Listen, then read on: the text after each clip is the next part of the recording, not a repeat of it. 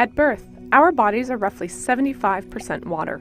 We remain mostly water for the rest of our lives. We cannot survive even a week without fresh water.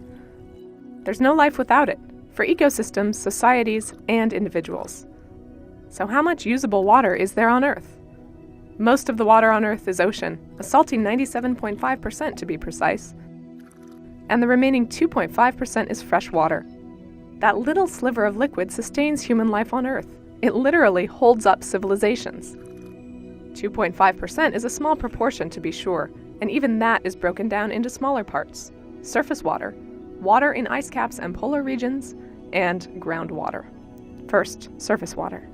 All the liquid water above ground is surface water, and it is a tiny blip of an amount. 0.3% of all fresh water is surface water.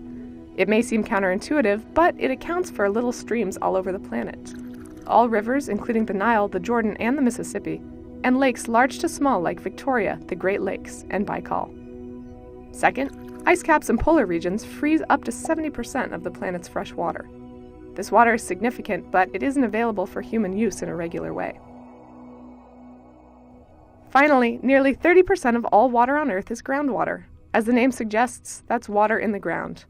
It can rest still and deep in huge caverns, or it can snuggle into little crevices of rock and pebble. The upshot? Thank goodness for groundwater. It's invisible to us, but it is much more plentiful than surface water. It is much more reliable and easier to obtain than frozen water. Without groundwater, our societies would be parched. So, how are we using that water? As a result of industrialization and population growth, demand for fresh water skyrocketed in the last century. Where is all that water going?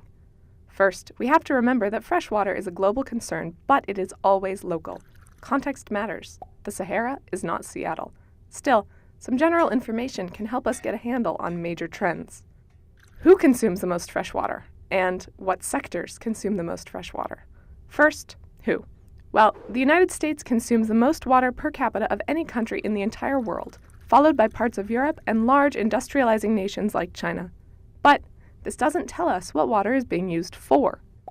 So let's look at it another way. If we ask what kinds of uses the water is going towards, we see a different picture. Agriculture accounts for roughly 70% of global freshwater consumption. Again, remember that the numbers vary by region, but still it's a staggering amount.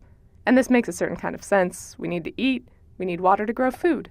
The bigger the population, the more food we need. And the wealthier we get, the more meat we eat, and the more water is required to produce our food. Furthermore, 22% of all fresh water worldwide goes to industrial uses. This includes the production of electricity, the extraction of fossil fuels, and the manufacturing of all manner of goods, from microchips to paper to blimps. 70% to agriculture, 22% to industrial uses. What's left? 8%. All those domestic uses: cooking, cleaning, bathing, drinking. It's a drop in the bucket of overall water use.